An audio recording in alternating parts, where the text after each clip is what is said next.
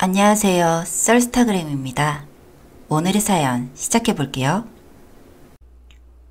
저는 고등학교 2학년 때부터 지금까지 약 10년 가까이 만난 남친이 있습니다. 고등학교 시절 남친은 소위 말하는 노는 아이, 양아치였어요. 아직까지도 본인 말로는 자기도 누굴 괴롭힌 적은 없다지만 자기 친구들은 할 짓 다 했겠죠. 저를 만나기 전에 본인이 어떤 짓을 하고 지냈는지 저는 모르기도 하고요. 저는 교실에서 조용한 축에 속하던 아이였거든요. 맨 앞자리에 앉아 선생님들의 관심을 받으며 학생의 본분을 다하고 답답히 소리를 들을 정도로 교칙도 지키면서요. 그런데 어느 날 지금 남친, 그러니까 그때 당시에 맨날 수업 시간에 잠만 자고 쉬는 시간이면 담탄이, 게임, 야한 이야기를 껄렁대며 하던 아이가 어느 순간부터 제가 좋다며 저를 줄줄 따라다니더라고요. 저는 양아치 같은 애들은 정말 싫어한다고 경멸하는 눈빛으로 그 애를 시원하게 쳐버렸습니다. 그날 이후 남친은 공부를 시작하고 양아치 친구들도 모두 끊어내며 변하는 모습을 보여줬어요. 전에는 그냥 나랑 만날래? 나 너 좋아해 하며 가볍게 저를 따라다녔다면 차인 후에는 시험 범위를 묻거나 어려운 수학 내용을 질문하는 식으로 저를 쫓아다녔습니다. 사람이 변하기가 정말 어려운데 제가 좋다는 이유로 이렇게까지 변하는 모습을 보이니 솔직히 저도 조금씩 호감을 느꼈어요. 남친이 조금 잘생긴 편이기도 했거든요. 한 반년쯤 지금 남친이 절 따라다니는 걸 보다 결국 고백을 받아주었죠. 반년이라는 꽤 긴 시간 동안 정말 많이 변했거든요. 그 이후로도 꾸준히 노력해 함께 인서울권 대학에 진학했어요. 학교는 달랐지만 학교 간 거리가 가까웠고 둘 다 기숙사에 거주해 자주 만나서 놀곤 했어요. 자취를 하지 않고 기숙사를 선택한 이유는 둘 중 한 명이 자취를 하면 동거식으로 이어질 것이고 혹시 모를 사고를 미연에 방지하기 위해서였어요. 아무튼 거의 매일같이 만나 함께 공부도 하고 과제도 하며 대학 생활을 성실히 보냈습니다. 제가 술을 마시는 날이면 남친은 어떤 일을 하는 중이건 절 데리러 왔고 피곤하다 이야기하면 커피 한 캔을 뽑아 제게 달려왔어요. 정말 예쁘게 연애했던 것 같네요.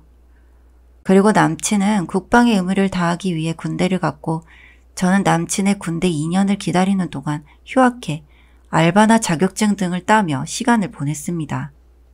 그리고 같은 시기에 함께 복학해 취업했고요. 굳이 그렇게 시기를 맞출 생각은 없었지만 자연스럽게 함께 휴학하고 졸업하고를 반복했던 것 같아요. 주변 친구들은 너희 아직까지 그렇게 이쁘게 만나냐며 놀라기도 하고 우스갯소리로 남친에게 저를 만나 사람 된 거라고 평생 떠받들며 살라는 이야기도 종종 했습니다. 전 당연히 저희가 결혼할 줄 알았어요. 오래 만나기도 했고 남친은 정말 저를 사랑해 주었고 저를 위해 주었거든요. 남친도 늘 우리 같이 살면, 우리 결혼하면 이런 말을 입에 달고 살았고요. 아직 연애 중인 관계였지만 서로의 부모님 생신도 챙기고 명절에는 연락도 드리며 가족처럼 지냈습니다. 남친의 부모님은 그냥 평범하신 분들이었어요. 학창시절 남자친구가 엇나간 사실을 알지 못하셨고 그냥 공부를 못하던 아이가 제가 도와줘 성적을 올려 좋은 대학에 보내준 걸로 알고 계시더군요. 굳이 정정은 하지 않았고요. 저희 부모님께서도 남친이 노는 아이였다, 양아치였다 이런 이야기는 일절 안 했습니다. 남편 될 사람 흉을 자기 가족한테 해서 무슨 득이 있겠어요. 취업을 하고 부모님 집으로 들어간 저와는 달리 남친은 독립을 시작했습니다. 부모님이 조금 보수적인 편이라 남친이 독립을 시작한 이후 조금 빡빡하게 통금을 관리하셨고 남자 혼자 사는 집에 여자가 가는 건 안 될 일이라 계속 이야기하셔서 자연스럽게 남친의 집에는 가지 못하게 되었어요. 남친 쪽 부모님도 여자친구인 제가 남친 집에 들어가는 건 조금 위험하지 않겠냐고. 아무리 결혼할 것이라지만 지금은 너무 어리니 서로 조심하라 하셨고요. 그래서인지 남친도 집으로 절 딱히 초대하지는 않았습니다. 그렇게 평화로운 날들이 이어갔습니다. 저와 남친의 나이가 30줄에 가까워지자 자연스레 양가 부모님들은 사이에서 결혼 이야기가 나왔고요. 남친과의 데이트 중에서도 대부분 대화 주제가 결혼이 되었어요. 각자 모은 돈이나 어떤 결혼을 원하는지, 무엇을 준비해야 하는지 등등 생각보다 맞춰야 할 이야기가 많았지만 남친의 배려에 대부분이 순조롭게 진행되었어요. 어느 날은 대화가 길어져 시간이 12시를 훌쩍 넘어 새벽쯤이 되었습니다. 근처에 남친 집이 있어 방을 잡기도 애매해 집들이를 제외하곤 정말 오랜만에 남친 집으로 향했어요. 투룸인 남친의 집은 침실과 손님방, 거실로 구성되었는데 손님방은 잠겨 있었고 남친은 거긴 창고처럼 써 더럽다며 들어가지 말라고 하더라고요. 그리고 남자친구가 먼저 씻으러 들어가고 저는 여기저기 집 구경을 하다가 손님방에서 나는 달그락 소리에 문 가까이로 향했습니다. 문은 여전히 잠겨 있었고 별다른 생각 없이 다시 거실로 향했어요. 씻고 나온 남친과 그냥저냥 하룻밤을 보내고 다음날 저는 친구와의 약속 때문에 조금 이르게 남친 집을 떠났습니다. 그리고 바로 후회했어요. 그 문을 열었어야 했는데. 집으로 돌아오니 우편함에 편지 한 통이 있었습니다. 사실 저희 집은 우편함을 잘 확인하지 않고 한 번에 우편물을 모두 꺼내 버리는 편인데 그날따라 하얀 편지, 봉투가 눈길이 가더라고요. 그 자리에서 봉투를 찍 뜯어 내용을 보니 초음파 사진 한 장과 반으로 접힌 사진, 전화번호가 적힌 포스트잇이었습니다. 이게 뭐지 하며 접혀있는 사진을 펼쳤고 저는 그 자리에 주저앉았습니다. 남친과 고교 시절 남친과 함께 놀던 양아치 친구들이 모두 벗은 상태로 한 여자와 관계를 하는 사진이었어요. 여자의 얼굴은 보이지 않았고요. 당황스러운 마음에 온갖 생각이 들었습니다. 이게 무엇인지 이해가 가지도 않았어요. 사진 속의 남친은 최근 모습과 유사했거든요. 저는 집으로 들어가 옷을 갈아입고 봉투 안에 사진과 포스트잇을 다시 넣고 가방을 챙겨 밖으로 나가 집 근처 카페로 향했습니다. 남친에게 오는 모든 전화와 카톡을 일십 거절하였고 포스트잇에 적힌 번호로 전화를 거니 어디냐 물었고 카페 위치를 말했습니다. 1시간쯤 지났을까? 사진 속 여자와 비슷한 체형의 사람이 들어왔습니다. 그 여자는 고등학교 시절 왕따를 당하던 같은 학교 학생이었고 저와는 3년 내내 다른 반이어서 접점이 없었죠.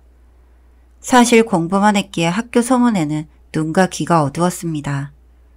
이름만 알고 있는 그 아이는 제 앞에 앉아 잠시 침묵하더니 긴 이야기를 풀어냈습니다. 고등학교 시절 본인은 왕따를 당했으며 단순한 왕따가 아닌 집단 폭행과 성폭행, 성추행, 금품 갈취를 당했다고 했습니다. 그 우두머리는 제 남친이었고요.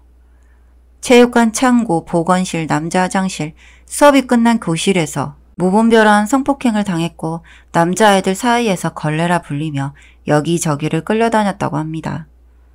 제 남친은 저와 연애를 시작하고 교내에서는 본인에게 찾아오지 않았지만 방과 후에는 쌓인 것을 풀어야 한다며 차마 이해하기 못할 짓들을 끊임없이 해댔고 대학에 가서도 꾸준히 이런 짓을 이어갔다고 하더라고요.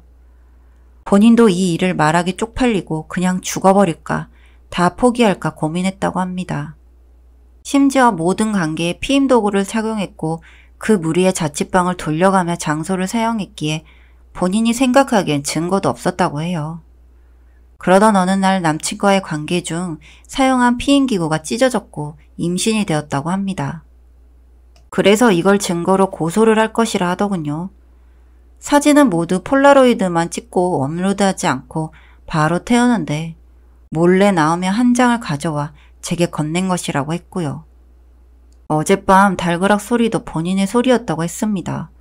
강금 플레이인지 뭔지를 한다는 핑계로 방에 가둬져 있었다네요.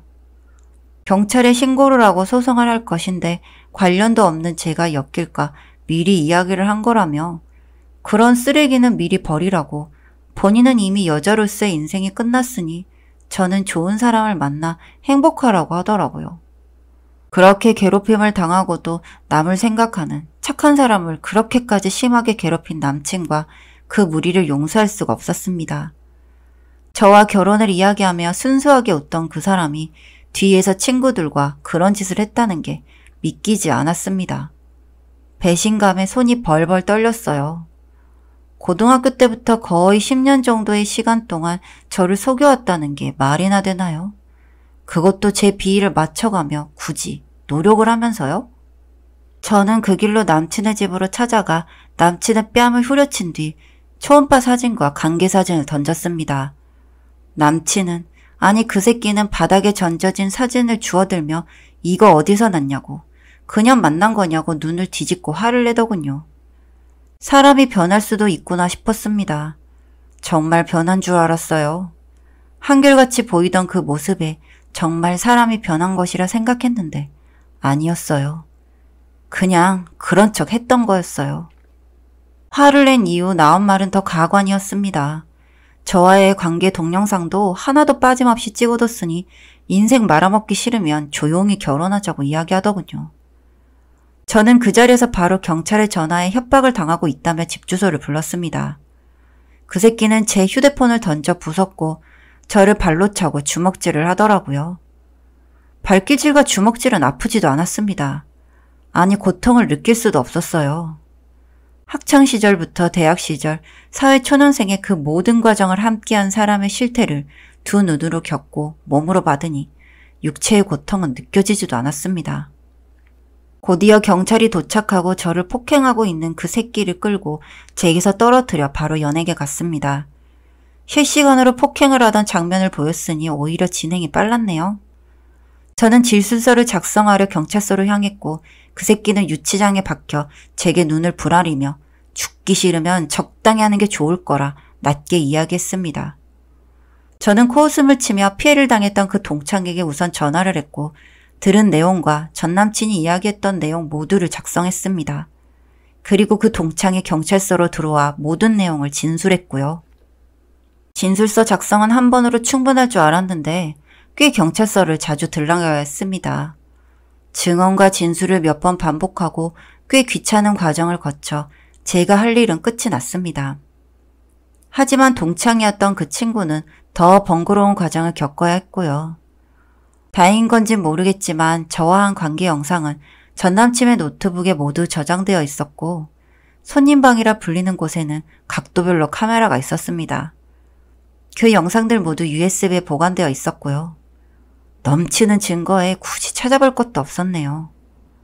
전남친과 그 친구들, 동창과의 관계는 트위터 비공개 계정에 업로드도 되어 있었어요. 돈을 받고 일부 사람들에게 팔아 넘기기도 했었다네요. 중범죄인 만큼 그 무리들은 형을 살게 될 것 같습니다. 진술과 고소의 과정에서 전남친과 대학 동기, 회사 사람들, 가족 등들 그를 아는 모든 사람은 이 내용을 알게 되었고 제 주변도 마찬가지였어요. 다들 저를 안쓰러워했지만 저는 결혼 전 모든 일이 밝혀져 오히려 다행이라 생각했습니다. 부모님은 입에 담지 못할 쌍욕을 하셨고 전남친의 부모님은 피해자인 동창에게 매일같이 찾아가 무릎을 꿇고 사죄 중이라고 하시더군요. 그렇다 한들 그 친구가 용서를 할 수 있을까요? 학창시절부터 지금까지 몇 년을 당했는데 뒤늦게 사실을 알고 배신과 뒤통수를 맞은 저는 용서는커녕 어떻게 하면 더 엿을 먹일 수 있을까 고민하는데 말이에요. 변하는 사람도 물론 있을 테지만 저는 사람이 변한다는 말을 아마 영영 못 믿을 것 같네요. 10년 가까이 되는 시간을 착한 척, 변한 척 연기하며 제 주변을 지켰던 전남친 때문에요. 뭐 결국 죄는 드러나기 마련이며 마땅한 처벌을 받기 마련인 것 같습니다. 저는 제 인생의 오점을 지우기 위해 더 열심히 살아갈 것이고요. 여기까지 썰스타그램이었습니다. 구독과 좋아요 부탁드릴게요.